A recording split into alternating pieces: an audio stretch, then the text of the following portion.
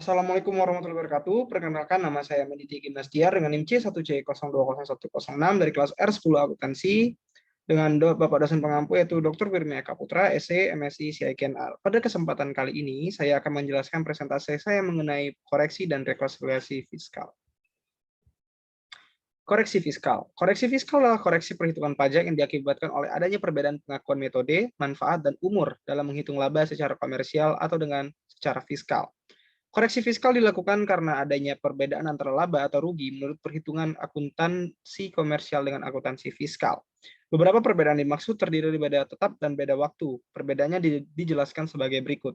Yang pertama yaitu beda tetap, pendapatan dan beban diakui dalam perhitungan laba bersih untuk akuntansi komersial, tetapi tidak diakui dalam perhitungan akuntansi pajak. Contoh pendapatan, sumbangan, penghasilan bunga deposito, contoh beban-beban seperti sumbangan, beban, sanksi perpajakan.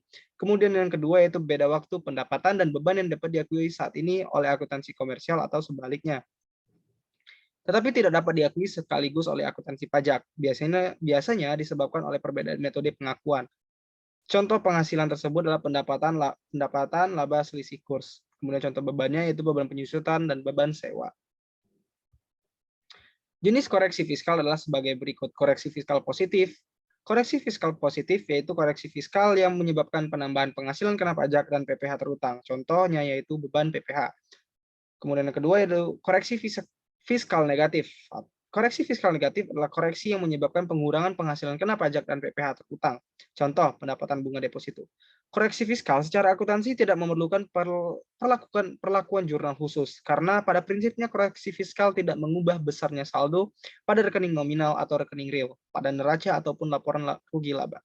Ketentuan perpajakan mempunyai kriteria tertentu tentang pengukuran dan pengakuan terhadap unsur-unsur yang umumnya terdapat dalam laporan keuangan. Ukuran tersebut dapat saja kurang sejalan dengan prinsip akuntansi.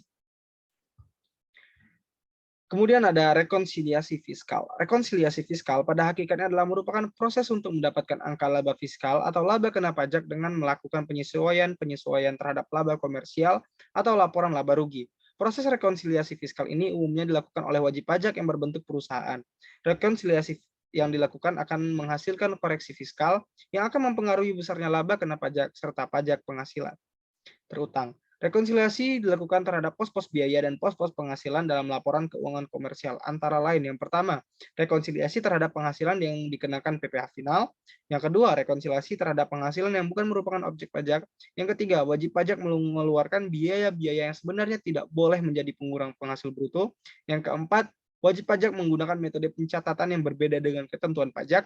Yang kelima, wajib pajak mengeluarkan biaya-biaya yang dikeluarkan bersama-sama untuk mendapatkan pendapatan yang telah dikenakan PPh final atau pendapatan yang bukan objek pajak serta pendapatan yang dikenakan PPh non final. Terima kasih, sekian presentasi dari saya. Maaf apabila ada kesalahan dan kekurangan kata. Wabillahi taufiq wal hidayah. Wassalamualaikum warahmatullahi wabarakatuh.